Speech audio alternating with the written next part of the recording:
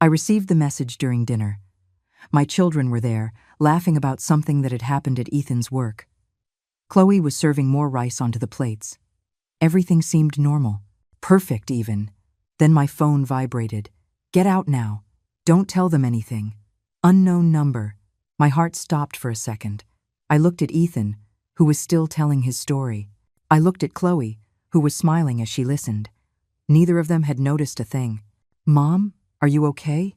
Ethan asked. "Yes, my love. I just need to use the restroom," I lied. I don't know why I obeyed that strange message. Something deep inside me was screaming that I had to. I left the house through the back door, like a thief in my own home. It was dark outside, cold.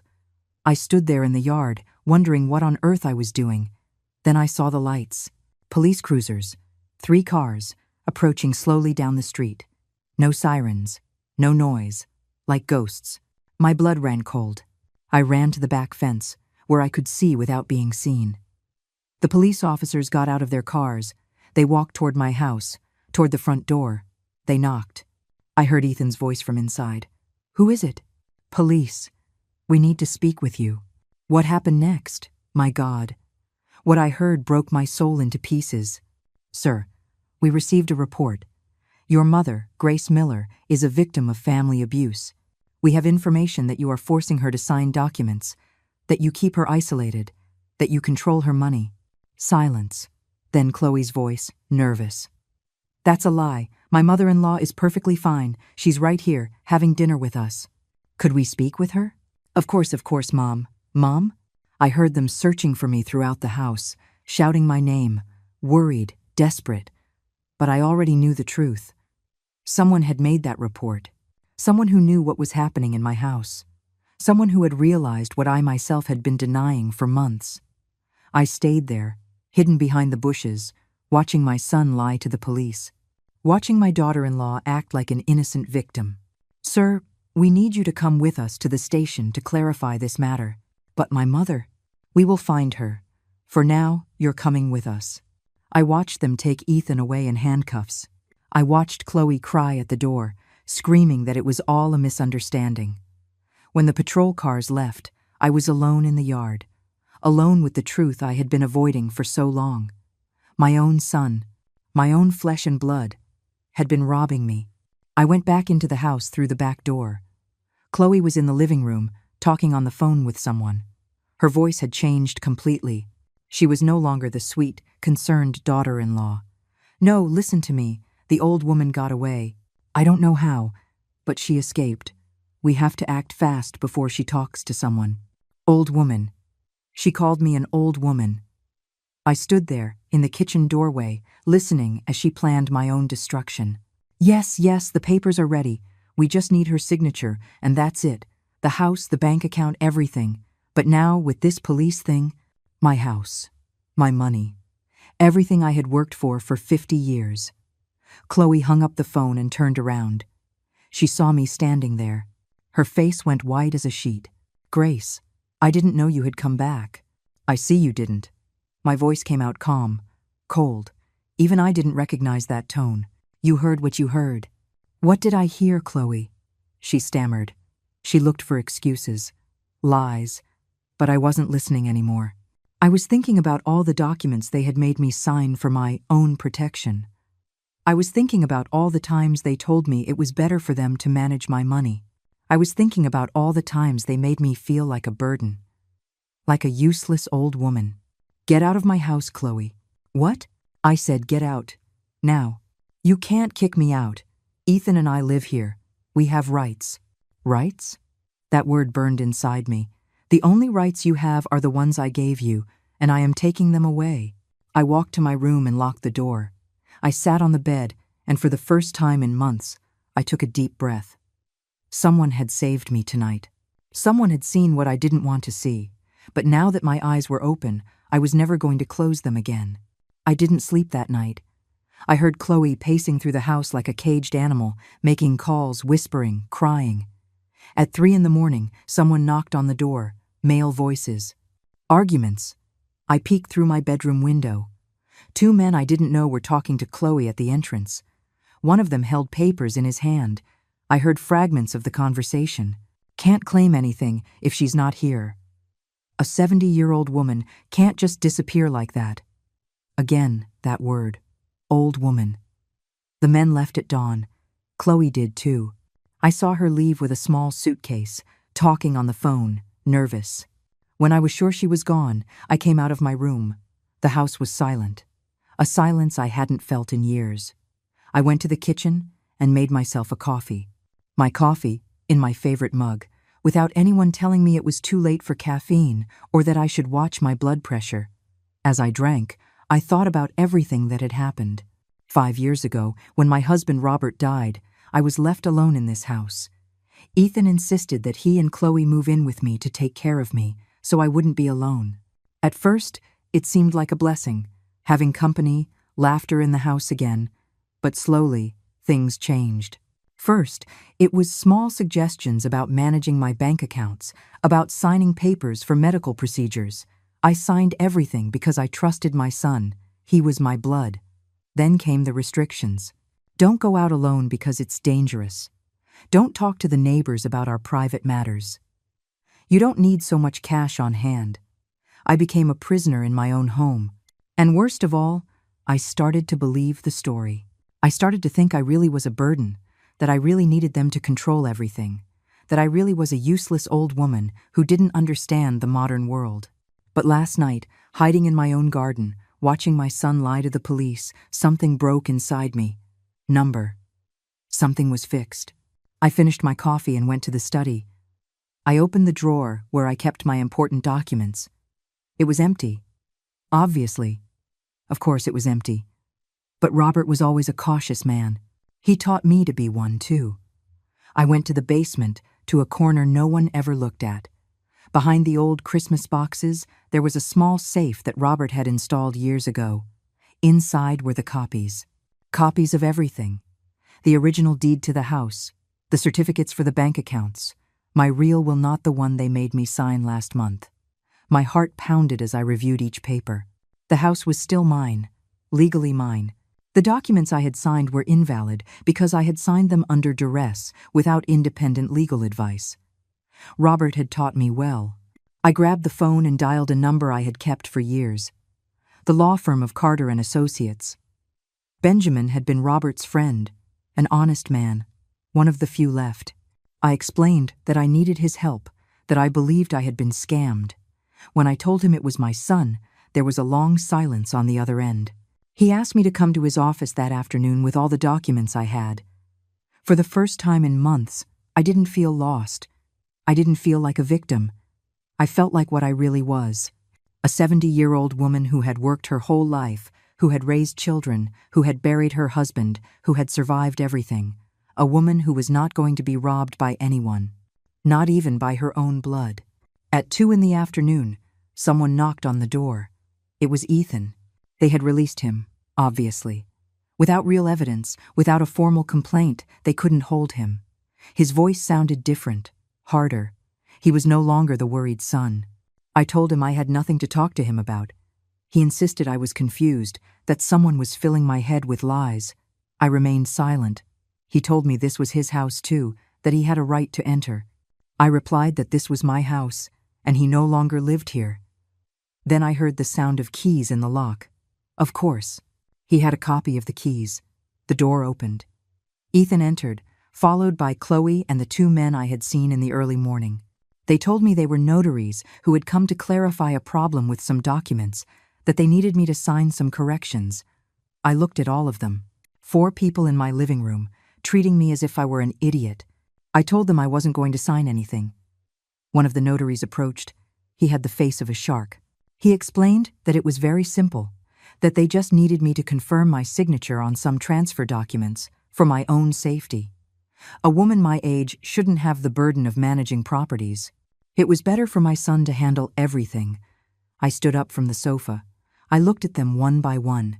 I reminded them that a woman my age had built this house with her own hands, had worked 12 hours a day for 30 years to pay for it, had raised 3 children, buried her husband, and survived everything life had thrown at her.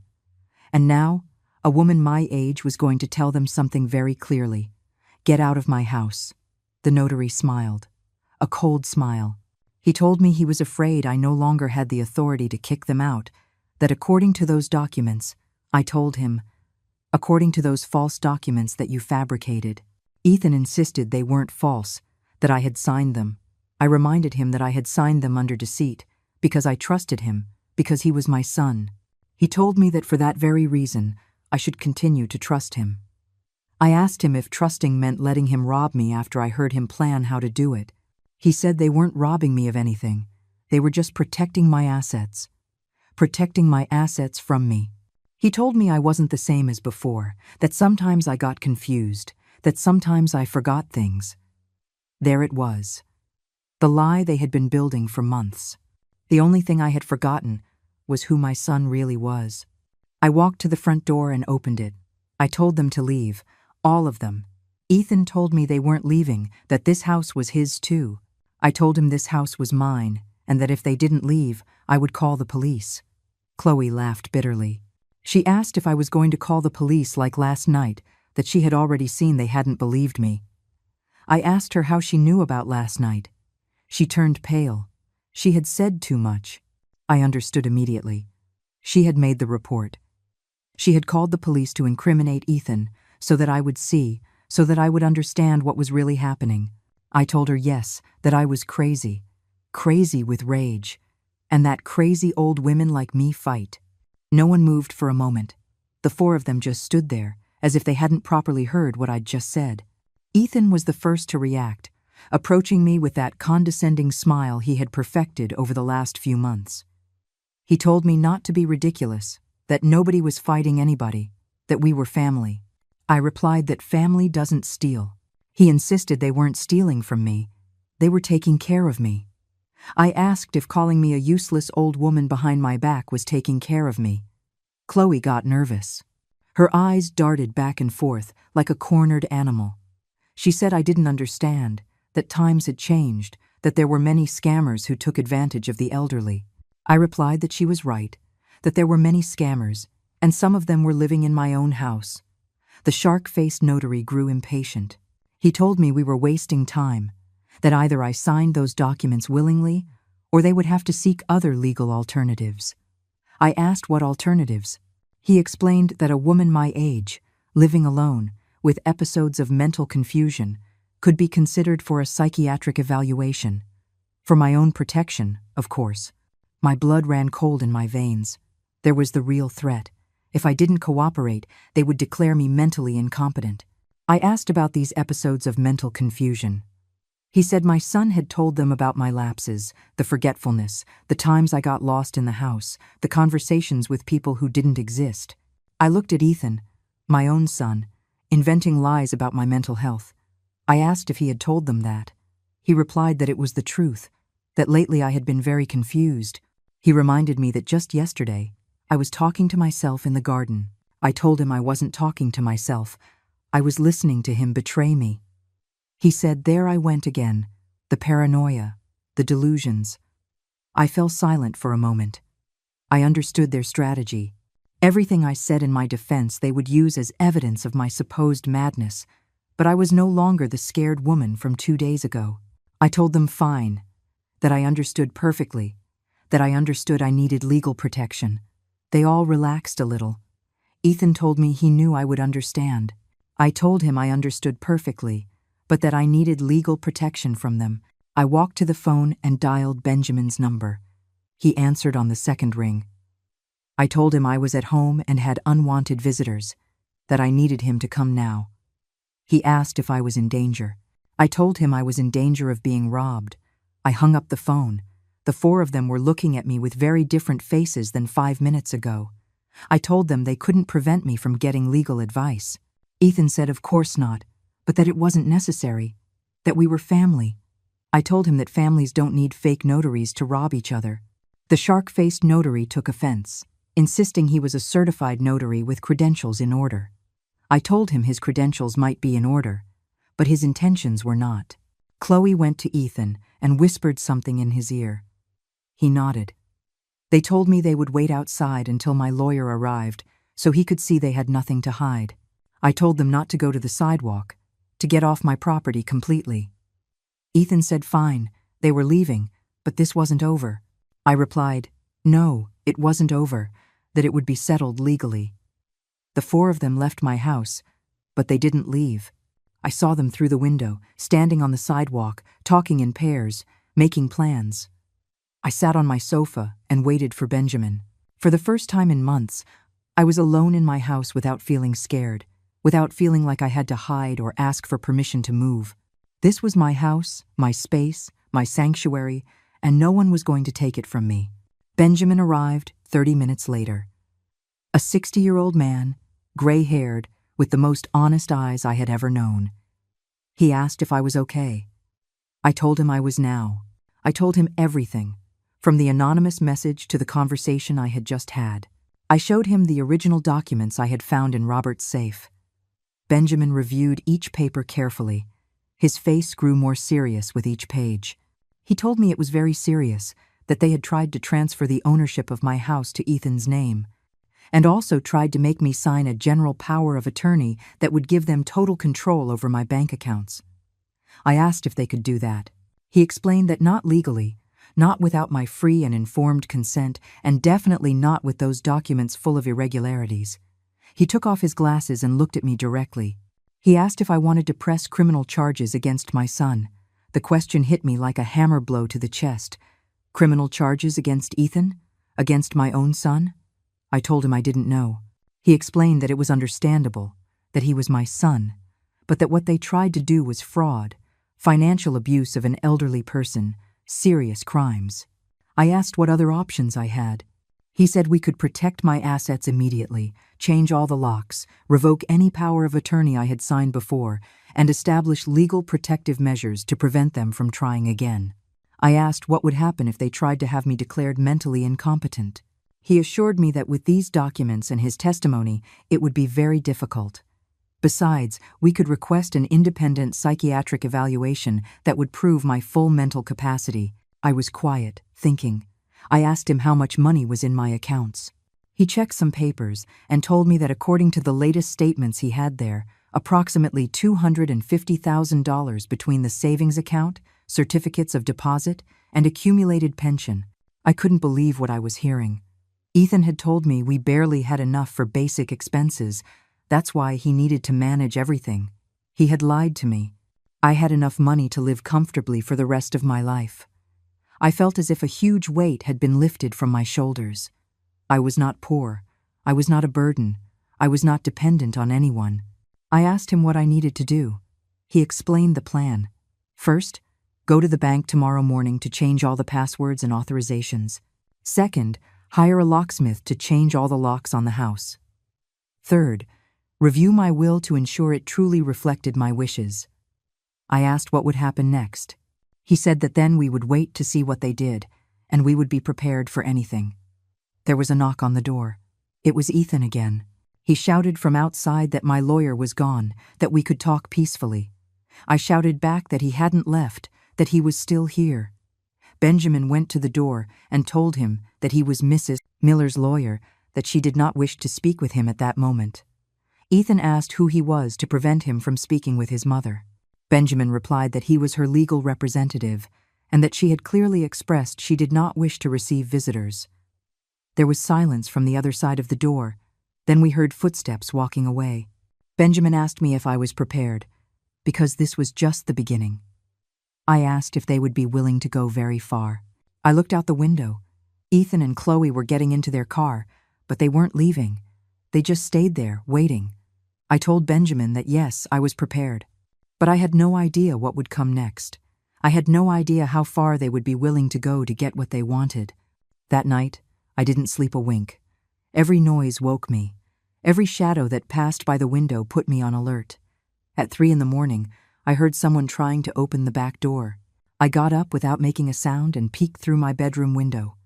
It was Ethan, my own son, trying to break into my house like a thief in the early morning. He tried his keys. Obviously, they didn't work. Benjamin had brought a locksmith that very afternoon, and we had changed all the locks. I saw him walk around the house, checking the windows. He tried to force the kitchen window. I grabbed the phone and dialed the emergency number. 911. What is your emergency? There's someone trying to break into my house. Do you know the person? I was silent for a second. Yes, it's my son. Your son? Does he live in the house? Number, not anymore. Ma'am, are you in immediate danger? I looked out the window again. Ethan had stopped trying the windows and was now talking on the phone to someone. I don't know. We're sending a patrol car immediately. I hung up and kept watch from the window.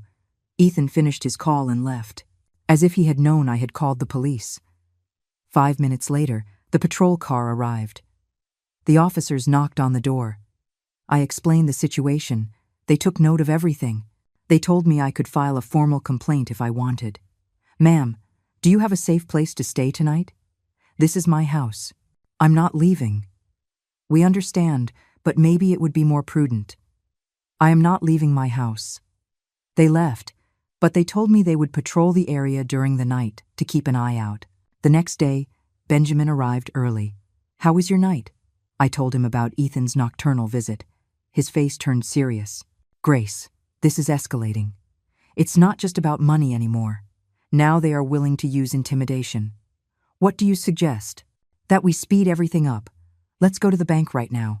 We went in Benjamin's car. The whole way, I had the feeling we were being followed.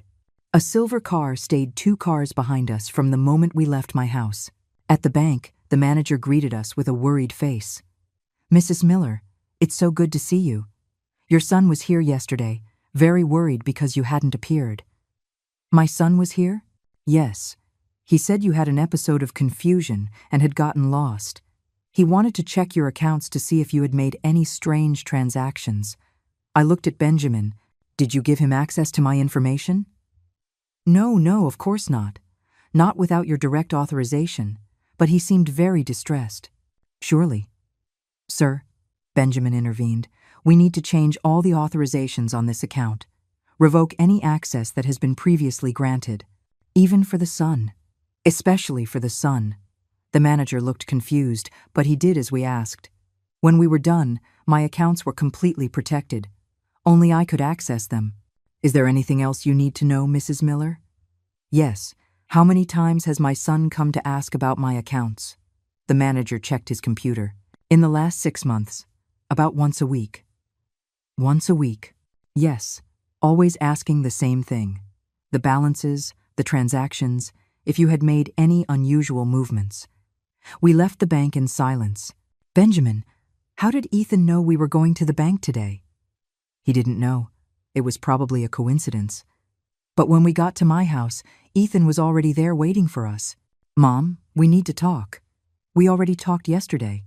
No, yesterday you talked to strangers. Today you need to talk to your son. I got out of the car and walked to my door. Benjamin followed me. Mom, I know you went to the bank. I stopped. How do you know that?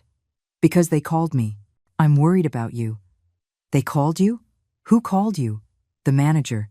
He told me you had been there with a lawyer to change all the authorizations on your account. I looked at Benjamin. Something was wrong. The manager can't give you that information, Ethan. You no longer have access. Mom, I've been managing your finances for 2 years. Of course, I have contacts at the bank. Contacts who give you private information without my authorization. Information about my own mother, who is obviously being manipulated by strangers. Benjamin stepped forward. Sir, what you are describing is a serious violation of banking privacy. And who are you to meddle in family matters? I am your mother's lawyer. My mother doesn't need a lawyer. She needs family to take care of her. Your mother needs protection. From you. Ethan laughed, a humorless laugh. Protection from me? I'm the one who has been taking care of her for years. I'm the one who sacrificed to come live with her when she was left alone. You sacrificed? I repeated his words. Yes, Mom. I left my apartment, changed my life, all to take care of you. To rob me. To protect you from yourself. From myself? Mom, lately you've been very confused. You make strange decisions. You trust people you don't know. He pointed at Benjamin. Like him. Benjamin has been your father's friend for 20 years. He was Dad's friend. Dad is dead. Things change. I was quiet. His words hurt more than I wanted to admit. Ethan, I finally said, How much money is in my accounts? Why are you asking that? Just answer. Mom, the exact amount isn't important. What's important is that it's safe. Benjamin told me I have $250,000. Benjamin lied to you. He lied to me? Yes, to scare you, to make you think you have more money than you really do. So, how much do I have? You have enough to live comfortably if you manage it well. That's why you need me to help you. Show me the statements. Mom, I didn't bring the papers. Then let's go get them. There's no need for you to see those confusing numbers. They'll just worry you. Confusing numbers? Yes, Mom, you were never good with math. And free. I just stood there, listening to my son tell me I was too stupid to understand my own money. Benjamin, I said without taking my eyes off Ethan, you have a copy of my statements. Yes, Grace, show them to my son. Benjamin took the papers from his portfolio. Here are the most recent balances. Ethan looked at them. His face changed color. These numbers are wrong. They're not wrong, Benjamin said. They're certified by the bank. Mom, someone is tampering with your accounts. Yes, I said. Someone has been tampering with them for months. Someone who had access to them. I never. Ethan, where is the missing money? What missing money? 6 months ago, I had $300,000. Now I have $250,000. Where is the other $50,000? Silence. Ethan, where is my $50,000? Mom, that money was spent on expenses. Food, utilities, house maintenance. $50,000 in 6 months on basic expenses? Life is expensive, Mom. Benjamin, I said, how much does it cost to maintain a house like mine for 6 months? Approximately $8,000, including everything. I looked at Ethan. Where is the other $42,000? My son, my own flesh and blood, looked me in the eyes and lied one more time. I don't know what you're talking about, Mom. You're confused. At that moment, I understood something terrible. He wasn't going to stop. It didn't matter how much evidence I had. It didn't matter how many lawyers I brought. Ethan was going to keep lying, stealing, manipulating, until there was nothing left to steal.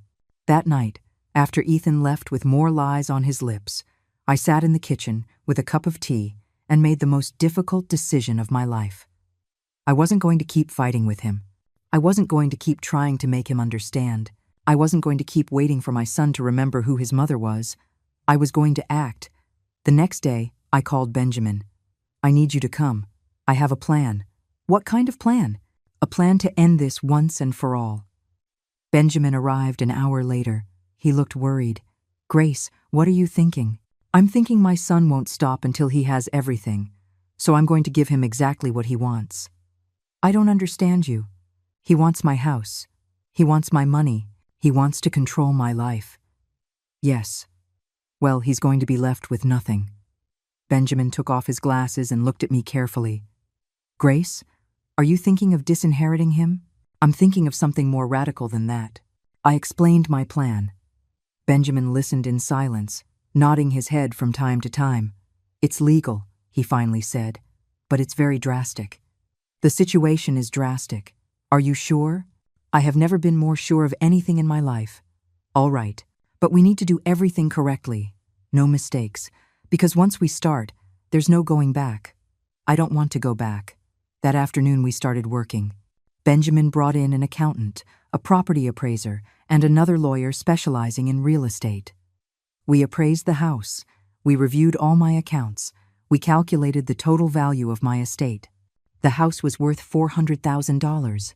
With the money in the bank, I had a total net worth of nearly $700,000. It's a lot of money, Grace, Benjamin told me. Are you sure you want to do this? It's my money. It's my life. It's my decision. Yes, but... Benjamin, for 70 years I have worked to have what I have. For 5 years I have let others tell me what to do with what is mine. That's over. I understand, but think about the consequences. I have already thought. The only consequences that matter to me are getting my dignity back. That night, while Benjamin prepared the documents, I prepared my soul. I sat in the living room where I had raised my children, where I had celebrated birthdays, Christmases, graduations, where I had cried when Robert died. This house held 50 years of memories, 50 years of life. But it also held the last 5 years of lies, humiliation, and betrayal. And I couldn't live with that anymore. The next day, Ethan showed up again, as if he had a radar for knowing when I was making important decisions. "Mom, we need to talk." "We have nothing left to talk about, Ethan." "Yes, we do. I came to apologize." That surprised me. "Apologize?" "Yes. I've been thinking about what you said yesterday. You're right. I've been too controlling. I've been making decisions without consulting you. I was quiet, waiting. I want you to know that everything I've done has been out of love, because I worry about you." "Out of love?" "Yes, Mom, out of love." "Is stealing $50,000 love?" "I didn't steal anything. I used that money to improve the house, to pay for your medical expenses, to—" "For what, Ethan?" "To take care of you." "Show me the receipts." "What receipts?" "The receipts for the medical expenses, the receipts for the house improvements, the receipts for all that money you spent taking care of me." Silence. "Mom, I didn't keep all the receipts." "You didn't keep receipts for $50,000? "Some got lost." "Ethan, where is my money?" "I already explained." "You didn't explain anything. You told me lies." He came closer to me. He put his hands on my shoulders. "Mom, I'm worried about you. I think you should see a doctor." "A doctor?" "Yes, a specialist. Someone who can help you with the confusion." "What confusion?" "Mom, lately you say things that don't make sense. You accuse your own family of terrible things. You hide from us. You talk to strange lawyers. Benjamin isn't strange. You've known him since you were a child. He was different before. Now he's being used to manipulate you." "Who is manipulating me?" "I don't know. Someone who wants to take advantage of you. Someone who is filling your head with crazy ideas." I broke free from his hands. "Crazy ideas like I have a right to my own money? Crazy ideas like your family wants to rob you? Ethan, do you think I'm crazy?" "I think you're confused. I think you need help." "What kind of help?" "Professional help, maybe. Maybe you need to be in a place where they can take better care of you." There it was, the final threat. If I didn't cooperate, they were going to have me committed. A place like where? Like a residence. A nursing home. "It's not a nursing home, Mom. It's a specialized care facility." "And who is going to decide I need to be there?" "The doctors. And the family." "You?" "If necessary, yes." I stood there, looking at my son. The baby I had carried for 9 months. The child I had taught to walk, to talk, to read. The young man I had sent to college. The man I had celebrated when he got married. And now he was threatening to take away my freedom. "Ethan," I said very slowly, "get out of my house." "Mom, get out, now. I'm not leaving until we talk like adults." Adults don't threaten their mothers with being committed. "I'm not threatening you. I'm offering you help. Your help already cost me $50,000. I don't need any more. Mom, if you don't accept help voluntarily, we will have to look for other options." "We?" "Chloe and I. And the doctor? We've already spoken." "You've already spoken with a doctor?" "We spoke with a specialist in geriatrics. We explained your situation." "What situation?" "The episodes of confusion, the delusions of persecution, the paranoia towards the family, without me being present. It was a preliminary consultation." "And what did that doctor say?" "He said it was worrying, that you needed an urgent evaluation." I sat down on the sofa. My legs wouldn't support me. "You have it all planned out. We just want what's best for you." "Where? Where what? Where are you going to commit me?" "There's a very nice place about an hour from here. It's called Hope Villa. They have gardens, activities, very good medical care. You've already been to see it?" "We went to see it, just in case." "How much does it cost?" "Mom, don't worry about that." "How much does it cost?" "Ethan, $5,000 a month." $5,000 a month. "Yes, but it's worth it. They'll take very good care of you." "And who is going to pay those $5,000 a month?" "You, of course." And well, we'd have to use part of your savings. My savings? Yes. And my house? The house? Well, if you're in the residence, you won't need it. So what happens to my house? We could sell it. To pay for the expenses of your care. There was the complete plan. Commit me. Sell my house. Take all my money under the pretext of paying for my care. And I wouldn't be able to do anything because I would be declared mentally incompetent.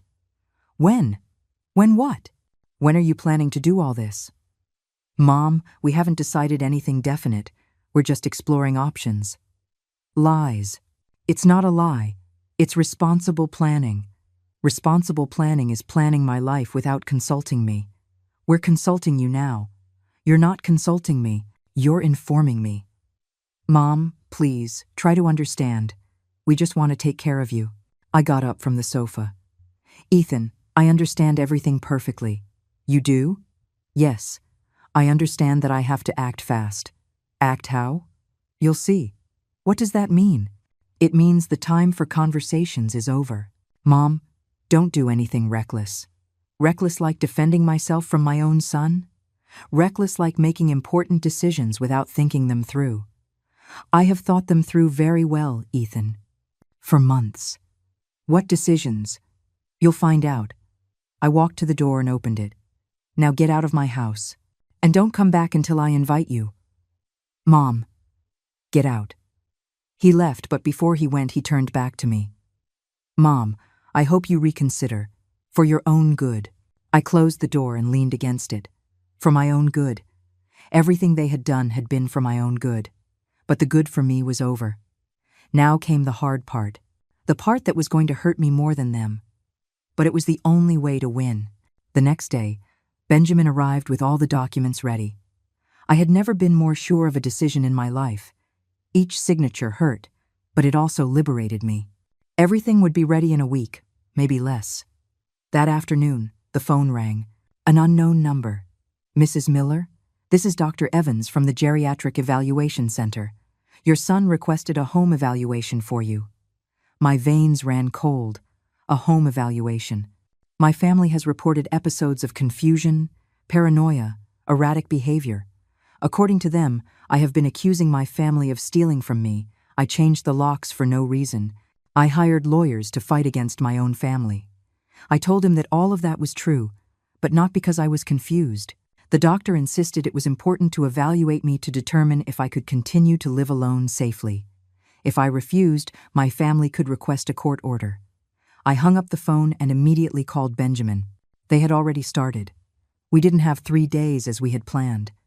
I needed him to finish the paperwork the next day. I didn't sleep at all that night. At 6 in the morning, the doorbell rang. It was Ethan, accompanied by Chloe and a man in a white coat. Good morning, Mom. I brought Dr. Evans.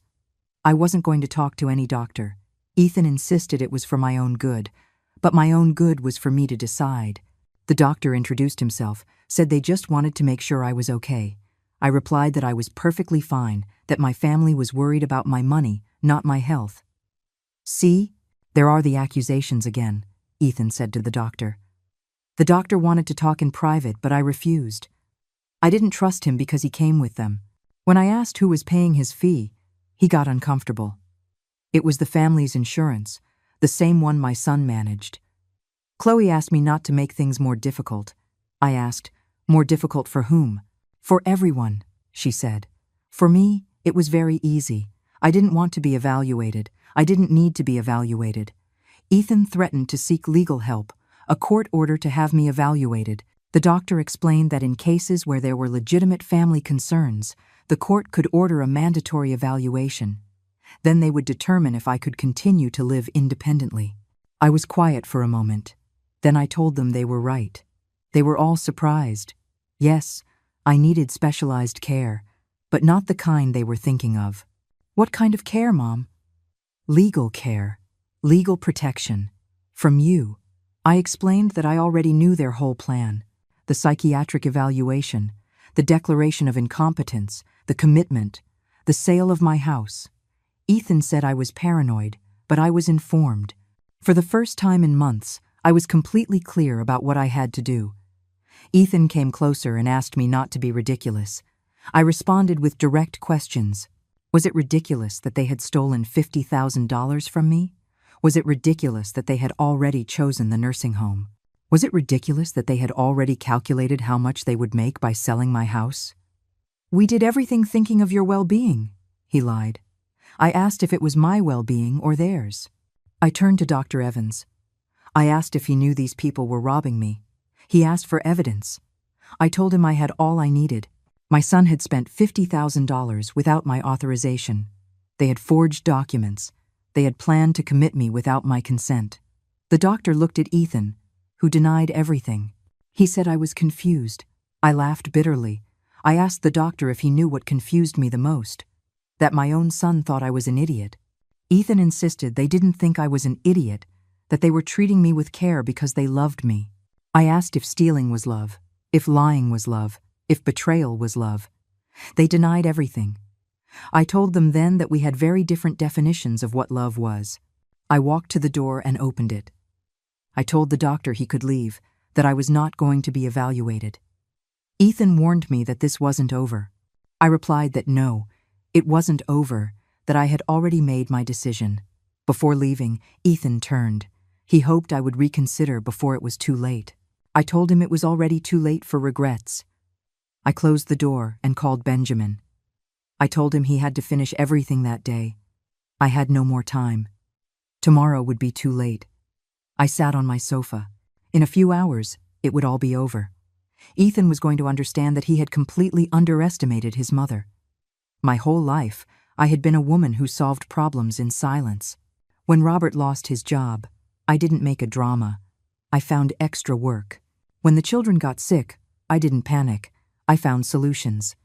When Robert died, I didn't fall apart. I moved on. Now I had the biggest problem of my life. My own son trying to steal everything I had worked for 70 years, and I was going to solve it the same way I had solved everything else. Silently, with determination, and without fear of the consequences. That afternoon, Benjamin returned with more papers. Everything was proceeding according to plan. The appraisers had finished their work. The accountants had reviewed all the accounts. The lawyers had prepared all the documents. Are you completely sure about this, Grace? Benjamin, I have been sure since the moment I heard my son plan how to rob me. But the consequences? The consequences of doing nothing are worse. Once we sign these last documents, there's no going back. How many times are you going to ask me the same thing? I don't want to go back. I signed the last papers. My hands trembled a little, not from fear, but from anticipation. For months, I had felt like a victim. For months, I had allowed others to control my life, but that was over. Now it was my turn to take control. That night, for the first time in weeks, I slept soundly. I knew that the next day my life would change forever. I knew that Ethan and Chloe would receive the biggest surprise of their lives. And I knew that, no matter what happened next, I would have regained the most important thing, my dignity. The next day, I woke up with a strange calm. It was as if I had been carrying a huge weight for months and had finally put it down. I knew that in a few hours, everything would change forever. Benjamin arrived at 9 in the morning with the last set of documents. His face reflected a mixture of respect and concern. I don't think I've ever seen a 70-year-old woman make such a radical decision. The last papers are ready, he told me. I just need your final signature and everything will be set in motion. How long do we have before it's official? 48 hours, maximum. Once I file these documents in court, it can't be stopped. Perfect. I signed without hesitation. My signature looked firm, decided. No trembling, no doubts. It was the signature of a woman who knew exactly what she was doing. Grace, have you thought about how you're going to tell them? I'm not going to tell them anything. They'll find out on their own. Are you sure that's the best way? Benjamin, they didn't tell me anything when they planned to rob me. I'm not going to tell them anything when I defend myself. After Benjamin left, I sat in the kitchen with a cup of coffee and thought about everything that had happened. 5 years ago, when Robert died, I was a vulnerable widow who needed help, or at least, that's what I thought. But now I realized I had never been vulnerable. What I had been was trusting. I had trusted my son because he was my blood. I had trusted that family always protects family. How wrong I was.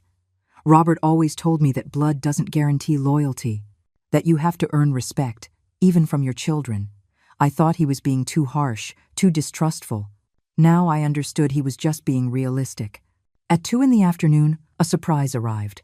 Someone knocked on the door, and it was Susan, my next-door neighbor.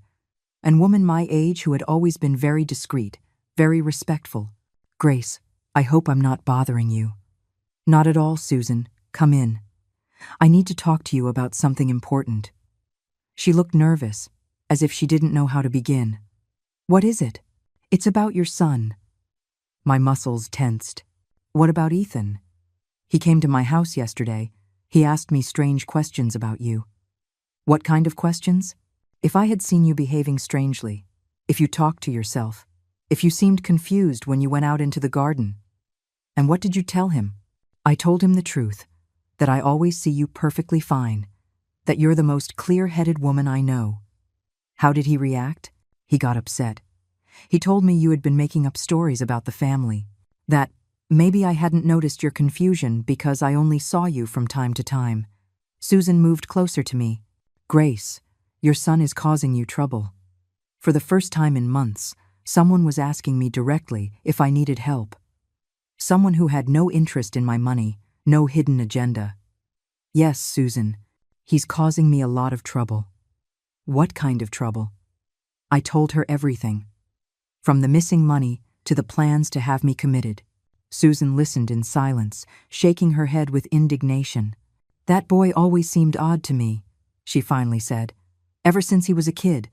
Too interested in material things. Do you remember?" "Of course I remember. When he was 10, he sold his younger brother's bicycle without permission. Robert had to go get it back and grounded him for a month. I didn't remember that incident. Or maybe I hadn't wanted to remember. And now what are you going to do?" "I've already taken action, but I can't tell you the details yet. Do you need help? Do you need a place to stay if things get ugly?" "Thank you, Susan, but I can handle this." "Are you sure? Completely sure?" After Susan left, I thought about her offer. It was comforting to know I had allies, that I wasn't completely alone in this. But it also confirmed something important. If Ethan was visiting neighbors to look for evidence of my supposed mental confusion, it meant the plan to have me committed was more advanced than I thought. I had no time to lose. That night, I called Benjamin. "Have you filed the documents yet?" "I'm filing them first thing in the morning." "Can't they be filed today?" "Grace, the court is already closed. But early tomorrow, I promise." "Okay, but do it first thing. Did something happen?" "Ethan is visiting the neighbors. He's building a case to have me declared mentally incompetent."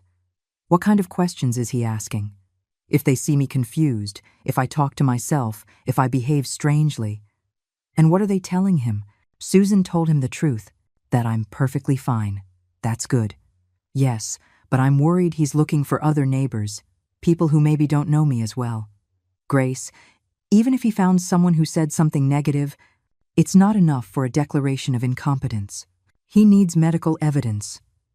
He already has a doctor willing to evaluate me. A doctor who hasn't even examined you. A doctor he is paying." "Exactly. That's why he won't have credibility in court." "Are you sure?" "I'm sure. But anyway, tomorrow we file everything, and it won't matter what he does." I hung up the phone and prepared for what could be my last quiet night in a long time. The next day, Benjamin kept his promise. At 8 in the morning, he called to confirm that all the documents had been officially filed. "It's done, Grace. There's no turning back now." "Perfect. When will they find out?" "This afternoon. Maybe tomorrow morning." "How will they find out?" "They will receive official notifications, by certified mail and by courier." "And then?" "Then they will have to decide what to do." At 3 in the afternoon, I was in the garden watering the plants when I saw the courier truck arrive. The driver knocked on the door, delivered a large envelope, and left. 30 minutes later, another courier arrived, and then another. From my window, I could see the envelopes piling up at the door of the house next door, where Ethan and Chloe were now temporarily living while they resolved my situation. At 5 in the afternoon, I saw Ethan's car arrive. He got out running, picked up all the envelopes, and went into the house. 15 minutes later, he came out running again, got in his car, and drove off at high speed. An hour later, he returned with Chloe and another man I didn't recognize. Maybe a lawyer. I saw them arguing at the entrance for several minutes. They were making exaggerated gestures, pointing towards my house, looking very agitated. Finally, the three of them walked to my door. They knocked loudly. "Mom, open the door, we need to talk." "We have nothing to talk about." "Yes, we do. We received some legal documents we don't understand. I understand them just fine." "Mom, please. We just want to clear up a confusion." "There is no confusion. According to these papers, you are doing something very drastic." "I am doing something very necessary." "Mom, please open the door. We can resolve this." "It's already resolved."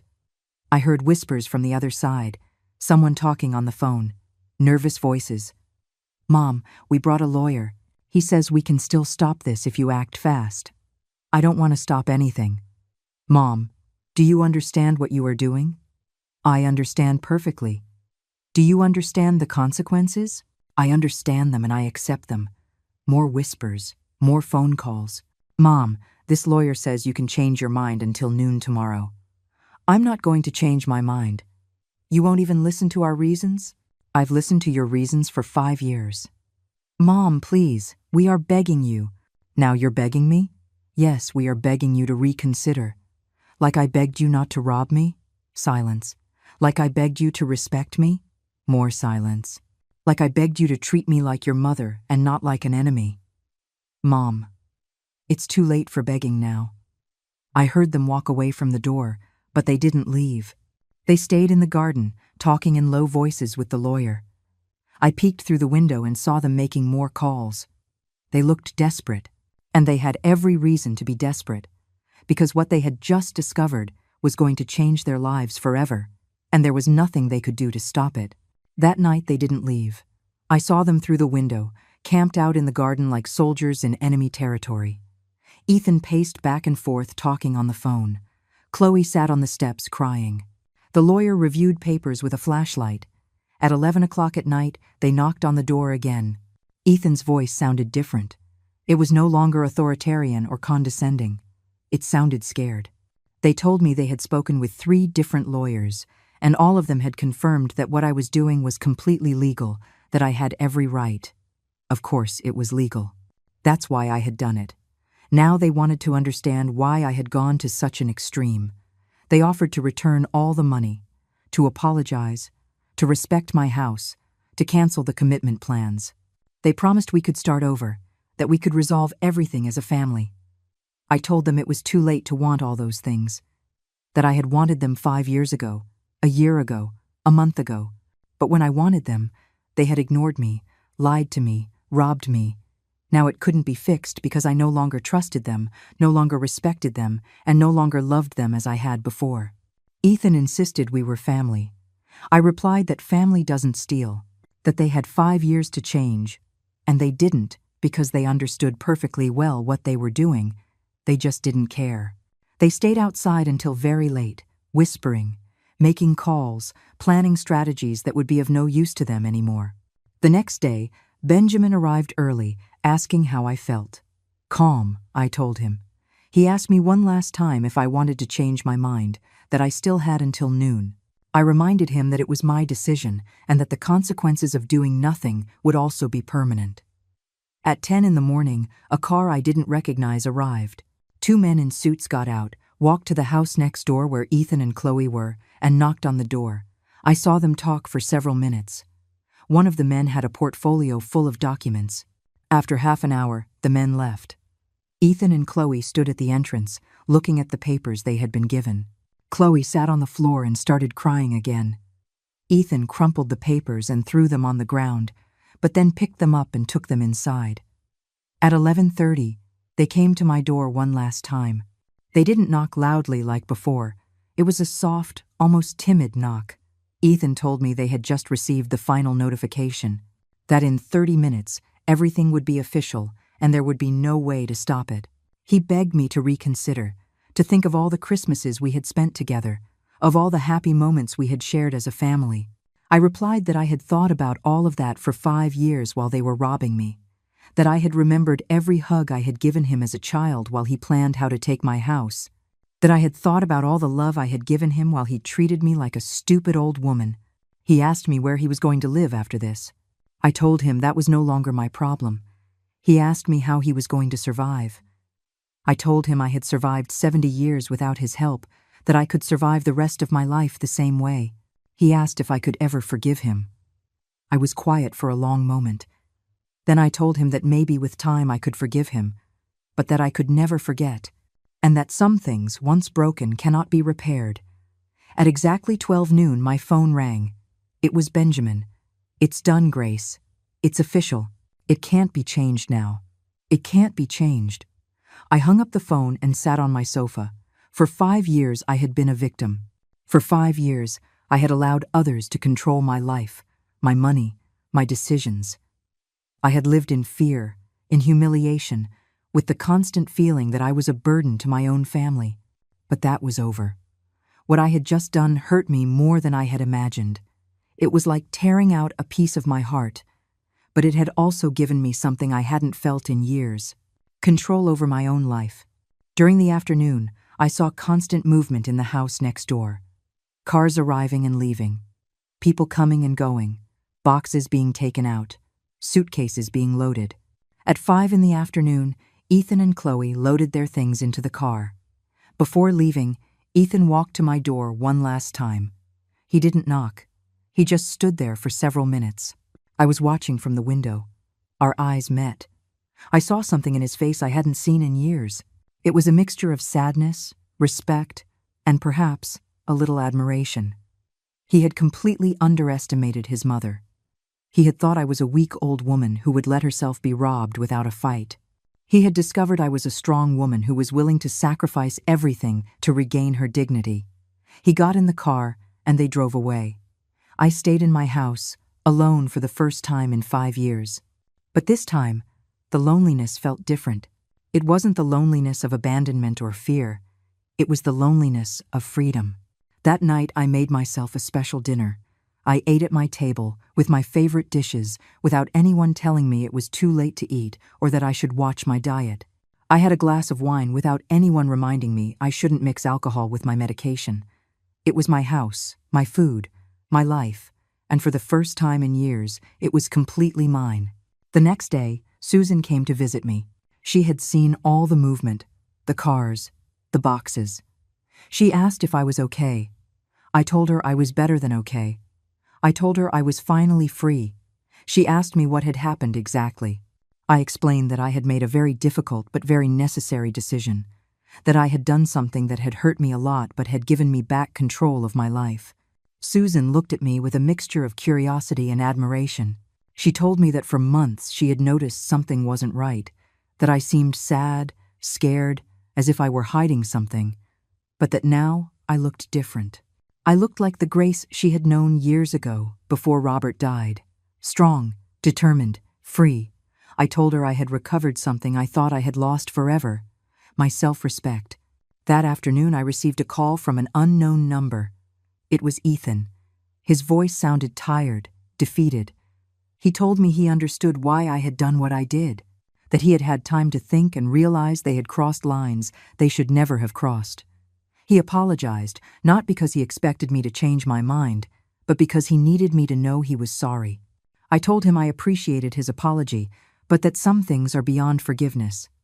That what they had done had not just been stealing money or lying.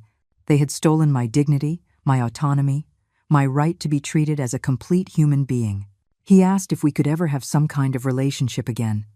I told him I didn't know, that maybe with time, maybe if he proved with actions and not just words that he had truly changed, but that depended on him, not on me. He said he understood, that he respected my decision, and that he hoped I would be happy. I hung up the phone and thought. For 70 years, I had put the needs of others before my own. I had been a good wife, a good mother, a good neighbor, always giving, always sacrificing, always putting family first. But it was time to put myself first. And that was exactly what I had done. 3 weeks passed after Ethan and Chloe left. 3 weeks of silence, of peace, of waking up every morning without fear that someone would go through my things or control my decisions.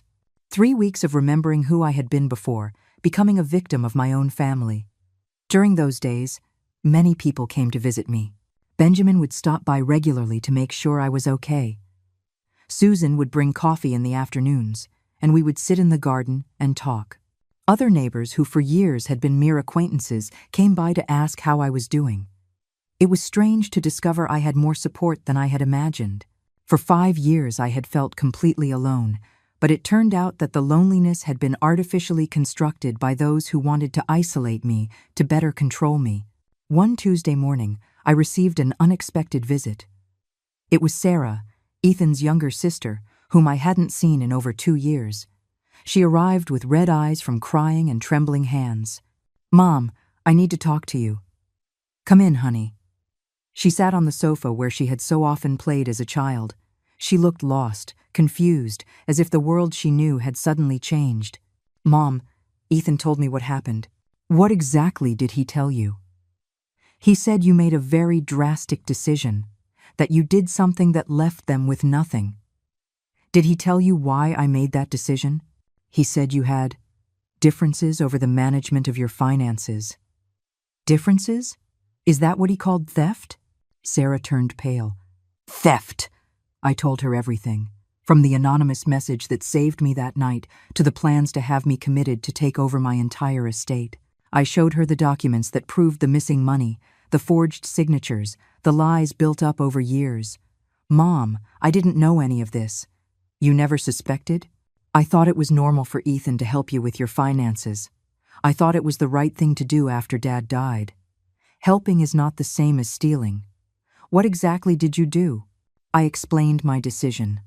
Her face went through all possible emotions: surprise, disbelief, admiration, sadness. "Mom, that's incredible." "Incredibly good or incredibly bad?" "Incredibly brave." She was quiet for a long moment. "Do you know what hurts the most?" "What?" "That for 2 years I didn't come to visit you because Ethan told me you were very depressed, that you didn't want to see anyone, that it was better to leave you alone." "He told you that?" "Yes. He told me you had become very antisocial after Dad's death. They isolated me on purpose, Sarah, so no one would notice what they were doing. Can you forgive me for not coming?" "You have nothing to be forgiven for. They lied to you, too. Can you forgive Ethan?" The question everyone was asking me. The question I asked myself every night. I don't know, honey. Forgiveness is something that is built over time, and with actions, not with words. What's going to happen now? Now I'm going to live. How? The way I should have always lived. Free. Sarah stayed with me all afternoon. We cooked together, something we hadn't done in years. She helped me rearrange some furniture. She told me about her work, her plans, her dreams. It was like getting back a daughter I had lost without realizing it. When she left, she hugged me tightly. "Mom, I'm proud of you."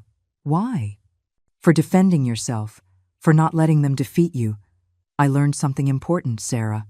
"What?" "That respect is not begged for, it is demanded." That night, alone in my house, I thought about everything that had happened. I had paid a very high price to regain my freedom. I had lost a son. I had broken a family. I had caused pain to people who, despite everything, were still my blood. But I had also gained something invaluable: my dignity. For 70 years I had worked, fought, sacrificed, built. I had raised children. I had buried my husband. I had survived losses, illnesses, disappointments. I had been strong when others needed me to be strong. And when I finally needed that strength for myself, I found it. I found it the exact moment I decided I would rather lose everything than continue to be treated without respect. I found it when I understood that some battles must be fought, even if they hurt. I found it when I stopped being a victim and became the protagonist of my own life. The next day, as I was watering the plants in my garden, I saw a familiar car park in front of my house. It was Ethan. He got out alone, without Chloe, without lawyers, without hidden plans. He walked towards me slowly, with empty hands, with his head down. "Mom, can I talk to you?" It's your house too. Number, it's not my house anymore. I understand that now. He stood several feet away, as if he didn't dare to get any closer. I came to tell you something. I'm listening. I came to tell you that you were right. About what? About everything. About defending yourself. About not trusting me. About doing what you did. And I came to tell you that I'm going to spend the rest of my life trying to be the son I should have been from the beginning. How? I don't know yet, but I'm going to find a way. Ethan, actions speak louder than words. I know.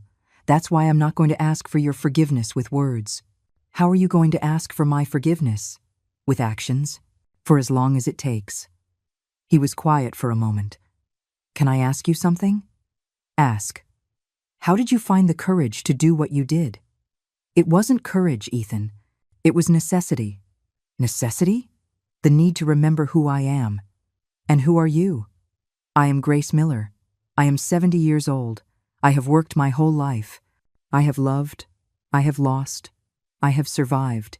And I will not allow anyone, not even my own son, to take away the dignity it took me 70 years to build. Ethan nodded slowly. Will you ever be able to forgive me? Forgiveness is earned, Ethan. And it's earned with time, with respect, with consistent actions. Will you give me that chance? I will give you the chance to show who you really are. Thank you. He left without another word. No empty promises, no dramatic pleas. Just with the understanding that he would have to rebuild trust from scratch. That night, I sat on my porch watching the sunset. My house was silent. But it was a chosen silence, not an imposed one. My money was safe in accounts that only I controlled. My future was in my hands, not in the hands of others. I had learned something fundamental, that it's never too late to defend yourself. That age is no excuse to accept mistreatment. That real love includes respect, and without respect, love becomes another form of abuse. Thank you for listening to my story. And if you have ever felt anything similar, know that you are not alone. Know that you have more strength than you imagine. And know that I would rather sleep under the stars than live in a house without dignity. Because in the end, the only thing we truly own is the respect we have for ourselves. And that, no one can take from us, unless we let them.